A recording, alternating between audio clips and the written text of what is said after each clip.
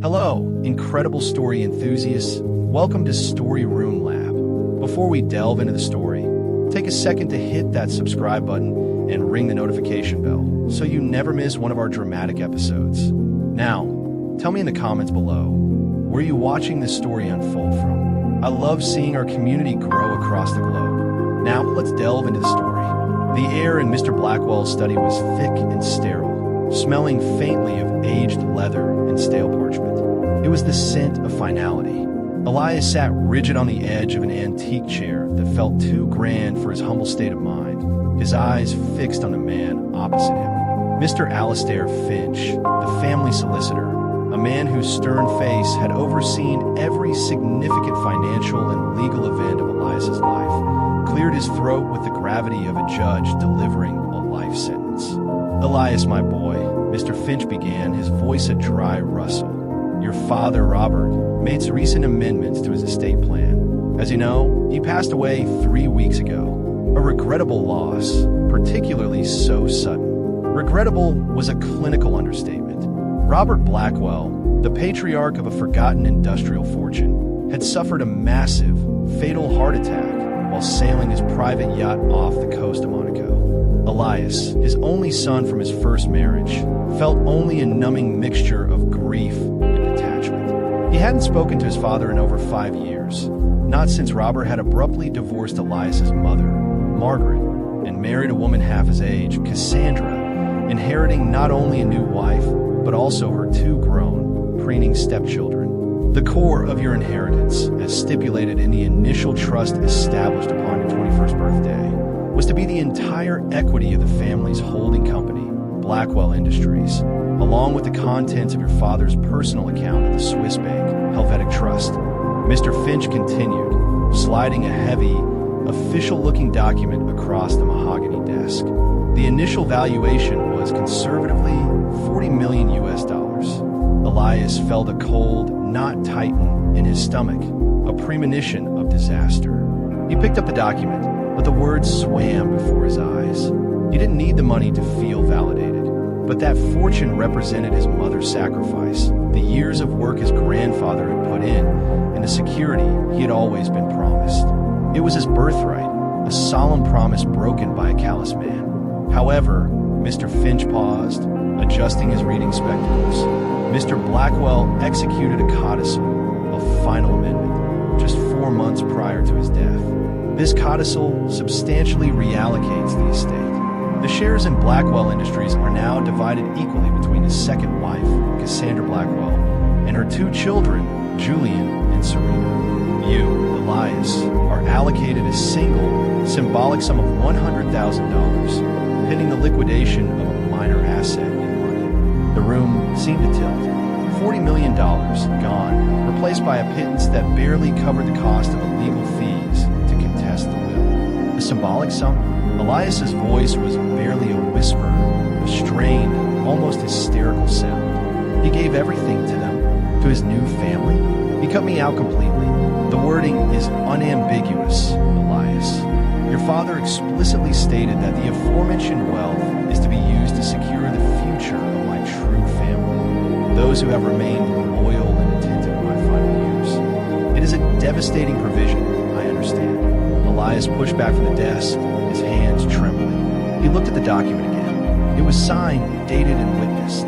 The betrayal was complete. His father hadn't just died.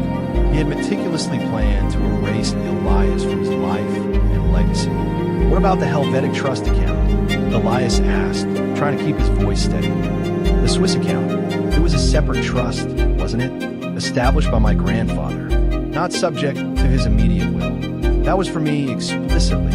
Mr. Finch sighed, the sound echoing the defeat Elias already felt. "That is where the situation becomes complicated and where I must confess a degree of confusion. Yes, the Helvetic Trust, account 47 Beta, was explicitly designated to you. It contained liquid assets and various investment portfolios. Your father did not alter the trust's beneficiary. However, the account is empty, Elias. Completely liquidated." Elias blinked, trying to process the impossibility of the statement. "Empty? $40 million doesn't just vanish. It wasn't subject to the will, so it couldn't have gone to Cassandra and her children. Where did the money go? When was it withdrawn? The funds were withdrawn in 3 large tranches over the last 6 months, totaling $39,800,000. The final withdrawal was only 2 days before your father's passing. The instructions for the withdrawal were signed by your father himself, authenticated by both notarized signature and biometric security. Mr. Finch leaned forward, his expression now less professional and more conspiratorial. But here's the anomaly, Elias, the detail that troubles me. The destination of the funds is nowhere in the withdrawal documentation. Swiss banking laws are rigorous. They require a fully traceable recipient account. Yet, the bank records for account 47 beta simply state, transferred per private instruction of the account holder. No name, no account number, no receiving institution. It simply vanished into the ether of the global financial system. Elias felt a sudden, sharp clarity pierce through the fog of shock. This wasn't just his father being cruel. This was a mystery, a covert operation. His father, a man obsessed with control, would never leave that kind of trail simply for spite. He was being protected, or more likely, someone else was. I need to go to Switzerland, Elias stated, standing up. I need to talk to the bank in person. This smells like fraud, not just a spiteful will. Mr. Finch nodded slowly. I can arrange a meeting with the senior trust officer at Helvetic Trust, but be warned, Elias. They are notorious for their discretion. They will not easily breach client confidentiality, even posthumously. You will need more than suspicion. You will need a key. As Elias walked out of the law office, the oppressive reality of his situation settled upon him. He had been disinherited by his father's final, cruel act, and the only remaining legacy, a massive Swiss bank account, had been systematically emptied. The new family, Cassandra, Julian, and Serena, were basking in the glow of the Blackwell fortune, while Elias was left with a nominal sum and a cold, empty vault in Zurich. He knew instinctively that the two events were linked, but the mechanism of the crime remained hidden. He had to assume the money was with them, but the paper trail said otherwise. The Swiss bank, known for its strict, almost impenetrable confidentiality, had an unexpected hand in this drama: the refusal to disclose the recipient. They had other plans for the truth, and Elias was determined to uncover them. This was no longer about the money. It was about the truth and the profound betrayal that had shattered his past and threatened his future. His investigation began immediately, his first target being the impenetrable facade of Helvetic Trust. He needed to find the key, the private instruction that had emptied his vault and redirected his destiny. The transition from the old-world mahogany of Mr. Finch's London office to the clinical, modernist severity of Zurich was immediate and jarring. Elias arrived at the headquarters of Helvetic Trust late the next morning. The building was an architectural statement of discretion, soaring walls of smoked glass and polished granite, silently broadcasting a message of impregnable security and detached wealth. The lobby, a cathedral of marble, was hushed, the only sound the faint, rhythmic click of expensive shoes on polished floor. Elias was met by Mr. Dieter Baumgartner, a senior trust officer, a man whose immaculate, tailored suit seemed to be made of the same unyielding material as the building itself. Baumgartner was precision personified, thin, silver-haired, and possessing a gaze as sharp and cold as an alpine wind. Mr. Blackwell, Baumgartner greeted him, his English flawless, but accented with a metallic neutrality.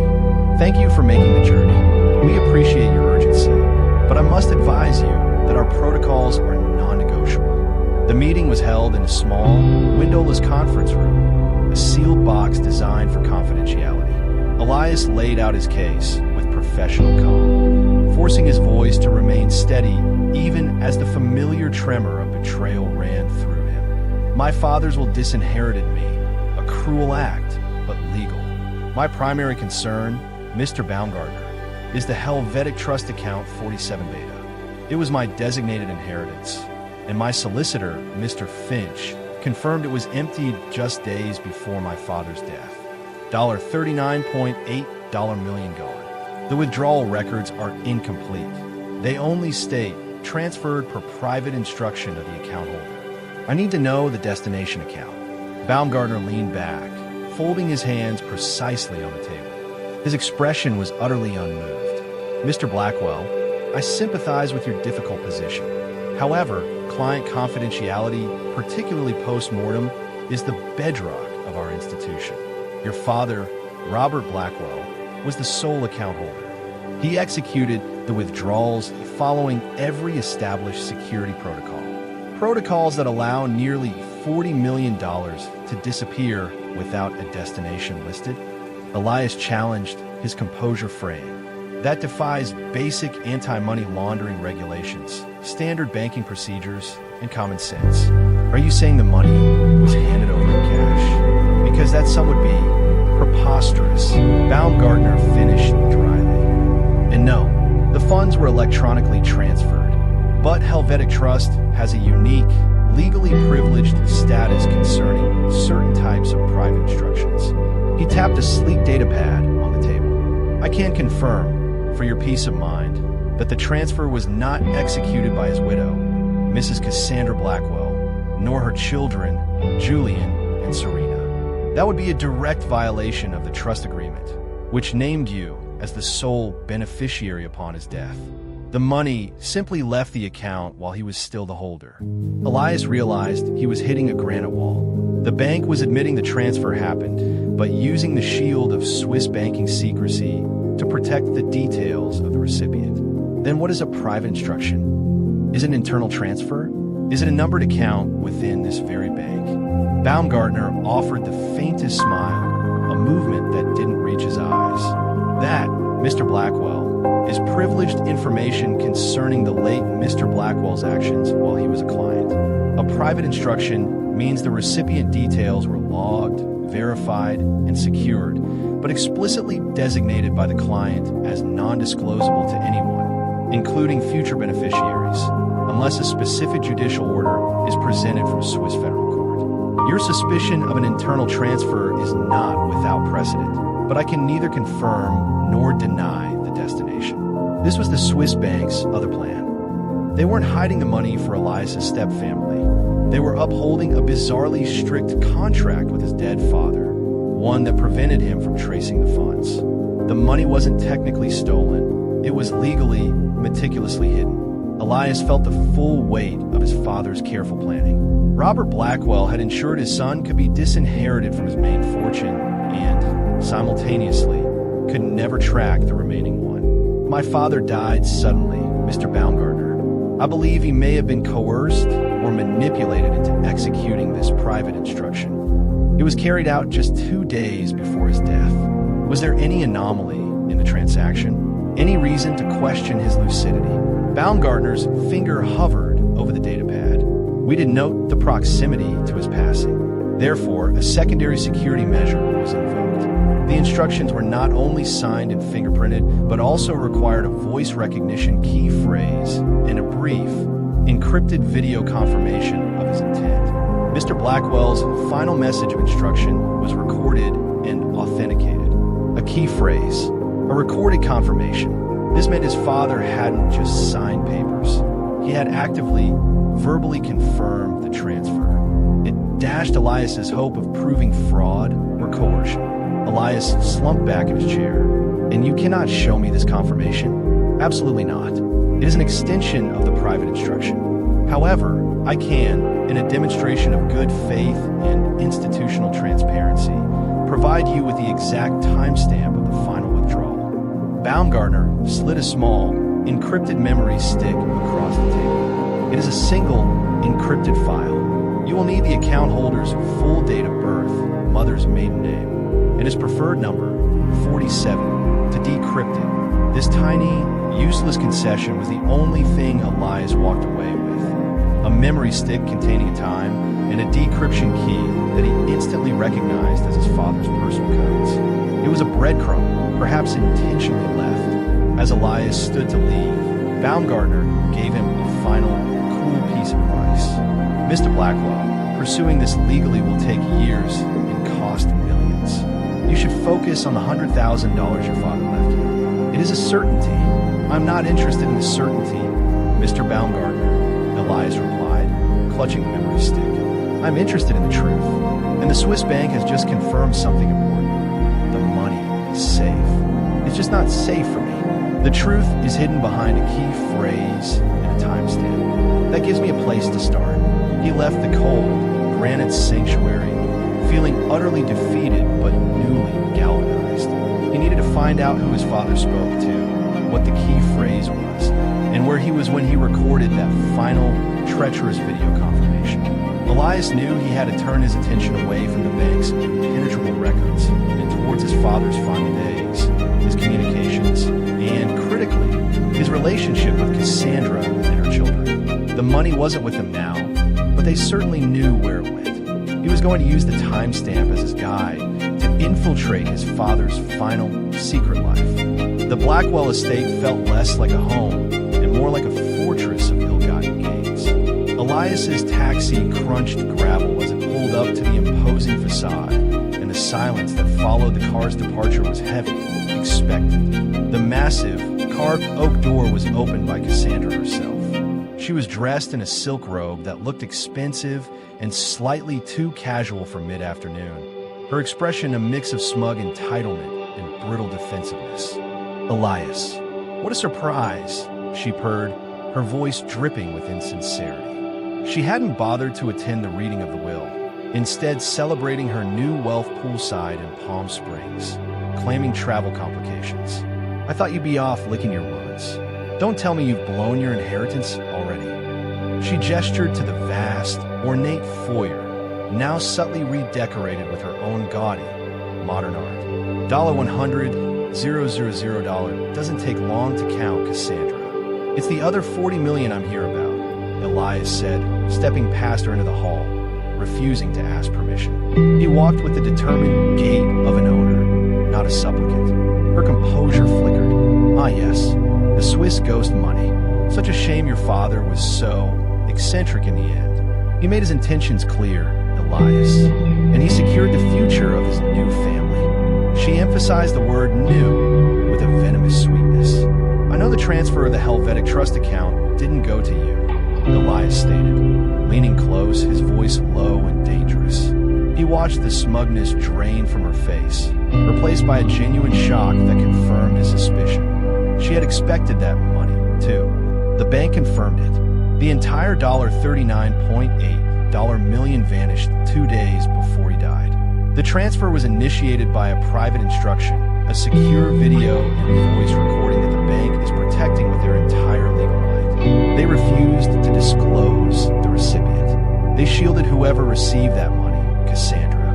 Not just from me, but from you. The effect was instantaneous and devastating. Cassandra's eyes narrowed, not with scorn, but with calculating fear. She had been sure that money was simply resting in another one of Robert's hidden accounts, destined to be hers eventually. The idea that Robert had double-crossed them all, using his final act to benefit a third, unknown party, was a betrayal she hadn't accounted for. Before she could form a reply, her children, Julian and Serena, drifted down the main staircase. Julian, in a perfectly tailored tracksuit, was scrolling dismissively on his phone. Serena, draped in a scarf that must have cost more than Elias's car, stopped midway, sensing the sudden shift in the atmosphere. What's the commotion? Julian drawled, not looking up. Your stepfather decided to throw a little party before he departed for the great beyond. Julian, Elias snapped, turning his attention to the step-siblings. And you three weren't invited to the main event. Your mother told me Robert secured your future with the shares. But the rest? The real liquid assets? It's gone. And I'm betting one of you knows where, or who your father was talking to just before he died. Don't be ridiculous, Serena scoffed, descending the last few steps. If there was a key to $40 million, we'd have found it by now. He left everything to us. The house, the company, the works. The company is tied up in a trust and can't be liquidated easily. This money was liquid.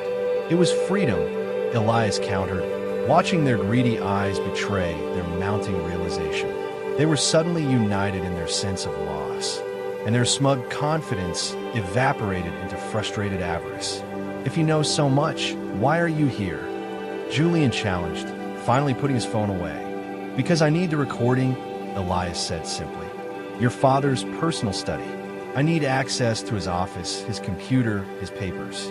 I'm going to find the key phrase and the recipient, and trust me, when I find it, I'll be contesting the entire will, citing undue influence and fraud. And when I win, you won't just lose the $40 million, you'll lose the company too." It was a bluff, but a powerful one, exploiting their new anxiety. Cassandra, realizing she had more to lose by stopping him than letting him search an empty office, relented. "Fine, go look. The study is exactly as he left it. You'll find nothing." Elias didn't waste another second. Robert Blackwell's private study was located in the rear wing of the house, a sanctuary he had fiercely protected. It was a space designed for clandestine operations, not reading. Elias ignored the leather-bound books and the large, impressive desk, moving straight to the wall paneled with dark, expensive Brazilian cherry wood. He remembered his father's obsession with historical puzzles and hidden features. He went to the built-in bookshelf that covered one entire wall. Instead of his father's main safe, which he knew was behind a large landscape painting, Elias focused on a section of financial journals. He pulled a specific, heavy, out-of-place volume, Volume 47 of the Chronicles of Global Finance. This was the preferred number from the decryption key. As he pulled the book, a faint, mechanical click echoed in the room. A small, concealed door in the baseboard, disguised as a heating vent, slid open, revealing a miniature, biometric-secured compartment. It was a secondary safe, a hiding spot his father must have created specifically to keep things from Cassandra. Elias felt a surge of adrenaline. He used the codes Baumgartner had given him, his father's date of birth, mother's maiden name, as a mnemonic, and the number 47. The lock clicked green. Inside, there was no money. There were two items, a high-end, military-grade satellite phone and a small, monogrammed, leather-bound journal. The satellite phone screen was cracked, but the recent call log was visible. The last outbound number was a long string of digits associated with an international, encrypted service placed 2 days before his death, the exact time of the transfer. More importantly, there was a saved contact, cryptically labeled, Architect. He opened the journal. It wasn't a diary. It was a sparse, handwritten ledger of names, dates, and account numbers, none of them recognized. But on the very last page, written in his father's meticulous script, were the words, "Keyphrase secured via Architect." Below it, a single, precise geographical coordinate, not a name or an address. North 47 degrees, 22 feet, 15.6 inches. West 74 degrees, 16 feet, 31.2 inches. Elias quickly typed the coordinates into his phone, his heart hammering against his ribs. The location popped up, the abandoned Black Mountain Observatory, deep in the Catskill Mountains of upstate New York. A remote, derelict scientific outpost, famous for its proximity to the 47th parallel, a major line of latitude, a detail his father would love. The realization hit him with the force of a physical blow. His father didn't record the video confirmation on his yacht in Monaco. He was somewhere far more remote, speaking to an entity called the Architect, who had possession of the key phrase. The Swiss bank wasn't protecting a person's transfer. They were protecting the details of a transaction made with this shadowy intermediary. The money wasn't inheritance. It was payment for service.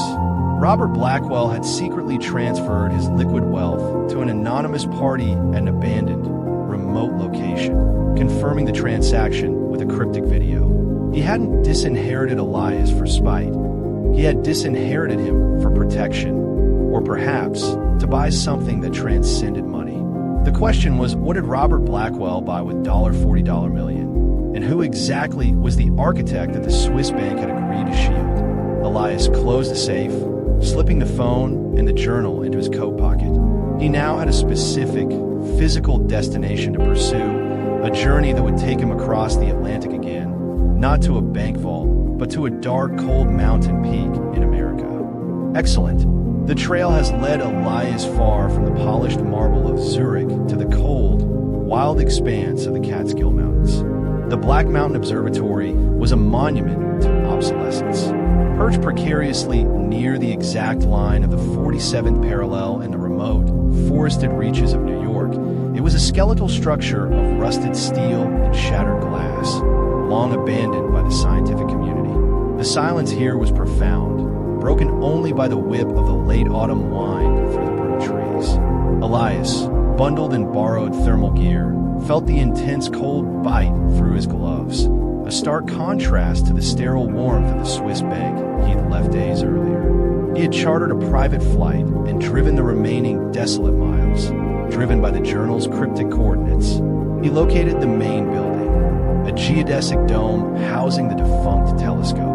It was locked with heavy chains, but a secondary structure, the old administrative building, had a door hanging loose on one edge. Elias slipped inside. The air was heavy with the smell of mold and frozen dust. He didn't search for long. He was met not by a fugitive, but by an organized, almost clinical operation. In the center of the largest room, under the eerie light filtering through a broken skylight, stood a single figure. Tall, slender, dressed impeccably in dark outdoor gear. They were meticulously setting up complex video and audio recording equipment, tripods, lighting filters, and a secure satellite uplink. "I imagine you are Elias Blackwell," the figure stated, their voice clear, cultured, and utterly devoid of surprise. They did not look up from securing a high-definition camera. "I am the architect." Elias halted, his hand instinctively going inside his coat, not for a weapon, but for the journal and the satellite phone he'd stolen. "The architect is a person? I expected an organization, or a company name." The architect finally turned. They wore mirrored glacier glasses, obscuring their eyes and lending their presence a chilling anonymity. Their age was impossible to determine. The title is symbolic. "I specialize in the architecture of finality. Your father retained my services to ensure a specific, irreversible conclusion to his estate. The Helvetic Trust acted simply as an escrow service for the transaction. I am the recipient of the $39.8 million. Elias felt a cold rage settle over him. "You stole my inheritance. You manipulated a dying man into transferring his fortune to you just days before his heart attack." "Manipulated? No. Facilitated, yes. I did not steal anything. The funds were paid for service. A contract was executed. Your father, Robert Blackwell, was a man of immense foresight, but limited time. He was concerned, intensely so, with his legacy. Not the financial one he left to Cassandra, but the personal one he felt he had betrayed." Elias's mind flashed back to the cruel words of the will, "to secure the future of my true family." What service did you provide for that kind of money? Did you orchestrate a hidden bank account for him? Did you create a trust fund that bypasses his legal will? "Something far more complex," the architect replied, walking over to a portable console. When Mr. Blackwell learned of his terminal, aggressive heart condition, a fact he kept secret from his new family, he realized that his final will, the one leaving the company to Cassandra, was a necessary evil. He had signed it under pressure to maintain peace in the final year of his life. But he also knew that leaving a massive, traceable liquid fortune to you would result in immediate, crippling legal battles initiated by Cassandra and her ambitious children. He determined that the only way to protect you was to appear to disinherit you completely, driving you away from the toxic environment of the estate, while simultaneously moving the real fortune into a secure, untraceable mechanism. The architect tapped the key on the console, and a video screen flickered to life. It was a still image of Robert Blackwell, his face haggard but determined, sitting in a similar abandoned room. Your father was not coerced. He was desperate to protect you from the legal and emotional fallout he knew was coming. The $39.8 million was payment to me to initiate and maintain a specific, encrypted trust fund and, crucially, to provide you with the means to access it when you were ready. Elias stared at the screen, the image of his father shocking in to clarity. A key phrase, Elias whispered, remembering the Swiss bank's protocol. The bank said he had to use a voice key phrase to complete the transaction. The key phrase is the access code, the final test of your intent, the architect confirmed. The bank shielded the recipient, me, but I was simply the delivery mechanism. The key phrase is the trigger for the $39.8 million to be released from the encrypted trust into your sole permanent account, one Cassandra and the courts can never touch. Your father recorded the key phrase here at this very location, which he chose for its unique coordinates, the 47th parallel, which he always considered his lucky number. The architect gestured to the camera they had been setting up. The original recording is now secured in the trust, but I have one opportunity to provide you with a copy. However, this is where my service ends and your decision begins. The key phrase is highly specific and personal to your father's relationship with you. I can only reveal the contents of the recorded message to you if you successfully answer a riddle based on your father's primary regret. Elias's breath caught in his throat. A test? A final challenge from his dead father? What is the riddle?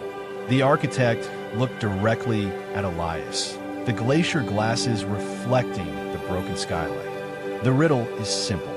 Your father's greatest professional regret was the collapse of the subsidiary firm he founded, Blackwell Robotics, which he sold prematurely to finance his first divorce settlement. His greatest personal regret was the moment he signed the divorce papers, which he did on the advice of a former mentor. He told me this: I made two irrevocable sales in my life, one of metal and wires, the other of flesh and blood, which sale, when revoked, would give me back my beginning. Elias stood silent, the answer instantly obvious but emotionally crushing. The sale of metal and wires was Blackwell Robotics. The sale of flesh and blood was his mother, Margaret, whom Robert had sold for the promise of a new life. Robert had regretted the dissolution of his family and Elias's subsequent estrangement. The sale of flesh and blood, Elias finally said, his voice husky. The divorce.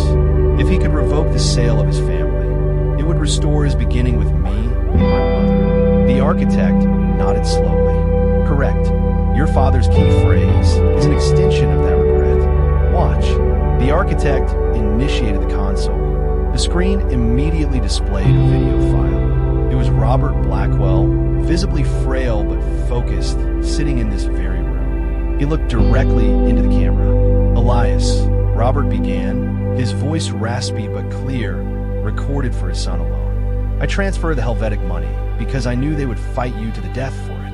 This is your safe haven. The key phrase is the one thing I should have said the day I left your mother, the one action that would have revoked my biggest mistake. The key phrase for the trust is, the Swiss bank had other plans for my beginning, but I refused to sell my son. The video cut out. Elias stood, stunned. The Swiss bank's refusal to disclose the recipient was part of Robert's plan. They were protecting the architect, who was protecting Elias. The title of the story, The Swiss Bank Had Other Plans, was an intentional message from his father. The key phrase is a sentence, Elias whispered, running a hand through his hair. It's a declaration. It is your father's final act of love and remorse. The architect confirmed. You now have the key phrase and the full security codes for the new trust, which is encrypted in the satellite phone you carry. You can access your inheritance immediately. My service is concluded. Elias had his fortune back, not through legal battle, but through a secret scavenger hunt left by his remorseful father. But he realized the game wasn't fully over. The new family still had the company, and they were still the winners of the public. He had his money, but he had proof of their greed, and the final declaration left an undeniable paper trail of his father's true feelings. Yes, let's bring the story to a powerful conclusion. Elias has the money, but now he needs to settle the score with Cassandra, Julian, and Serena, using the truth his father revealed. Elias did not activate the new trust immediately. Returning to London, he secured the key phrase, the satellite phone logs, and the architect's ledger in a professional safe deposit box. He knew that revealing the $39.8 million now would only provoke a wider, more complex legal war. He needed to strike a surgical blow, one that exposed Cassandra and her children, invalidated the spiteful will, and left them with nothing but the public shame they deserved. He needed the court to confirm that the Swiss bank had other plans for his beginning, plans his father had orchestrated to protect him. He met again with Mr. Alistair Finch. This time, Elias was not a distraught, disinherited son. He was a confident adversary with a dossier of explosive evidence. Mr. Finch, Elias began, placing copies of the satellite phone log and the journal's cryptic entry on the desk. I need you to initiate legal proceedings to contest the will on the grounds of undue influence and fraud, not because of the Helvetic Trust money, but because of the company's shares. I need to demonstrate that my father was manipulated into signing the codicil that gave them Blackwell Industries.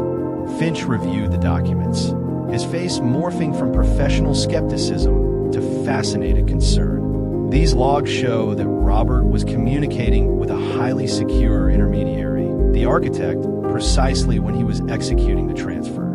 And this journal entry, the coordinates, this proves he was physically remote when he finalized the instruction, not in Monaco as they claim. The key is the motivation, Elias explained. The $40 million was his attempt to save me from them. It was a payment for an anti-litigation mechanism. The final video confirmation revealed his key phrase. The Swiss bank had other plans for my beginning, but I refused to sell my son. That statement, Finch, proves his emotional state, that he was coerced into selling his son, disinheriting him in the public will, but used his secret wealth to buy his son back. They developed a strategy. They wouldn't contest the will based on the missing Swiss money, which was now found and secure, but based on the newly discovered evidence that the will signed in favor of Cassandra and her children was directly contradicted by the deceased's final, emotionally charged declaration of intent. The key phrase proved that the stated reason in the will, that they were his true family, was a lie. The preliminary court hearing was a tense, dramatic affair. Cassandra, Julian, and Serena arrived radiating arrogance, convinced that Elias's lack of liquid assets meant his challenge was toothless. They were stunned when Finch presented the evidence. "Your Honor," Finch declared, addressing the probate judge, "we do not challenge the fact that Mr. Blackwell signed the codicil leaving the company to the defendants. We challenge the intent behind that signature. We have evidence of a final, recorded declaration from the deceased, proving that the beneficiaries, the stepfamily, exerted such undue influence that Mr. Blackwell felt compelled to publicly disinherit his son, Elias, while secretly transferring his true fortune to a protective trust." Finch then played the audio portion of Robert Blackwell's final voice confirmation, meticulously obtained through a court order directed at the architect's legally protected service.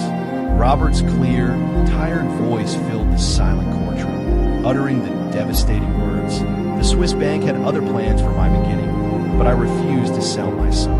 The effect was instantaneous.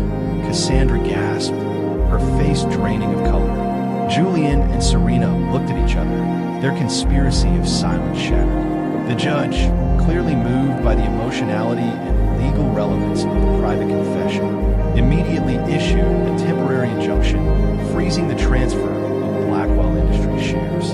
The declaration directly contradicted the will's stated purpose, suggesting coercion and rendering the entire codicil invalid. The case crumbled swiftly. Facing an expensive public trial where Robert's final words would be played daily, and knowing that the $40 million they had believed was still recoverable was, in fact, permanently out of their reach, Cassandra and her children panicked. They settled out of court. The settlement was devastating to the stepfamily. The court ruled that the codicil was void. Blackwell Industries reverted to Elias Blackwell, the original beneficiary, along with a sizable portion of the estate's remaining liquid assets. Cassandra and her children were left with only the personal property they had acquired during the marriage, and the small, prenuptial trusts that were beyond the reach of the estate, a fraction of the empire they had craved. They were exposed as manipulative schemers, their attempt to steal an inheritance ending in spectacular public failure. Elias had not only won the legal battle, He had won back his family name and his father's last shred of remorse. The $40 million, secured in the new, untouchable trust, remained his foundation. He liquidated a portion of it to reorganize Blackwell Industries, steering it away from the passive investment firm it had become and back toward the innovative principles his grandfather had established. He used the satellite phone one last time, sending an encrypted message to the contact labeled architect. It contained only one word: thanks. He never received a reply, nor did he need one. The architect had upheld the ultimate contract, ensuring Robert Blackwell's true legacy, his son, was protected, and that the new family's greed met an appropriate end.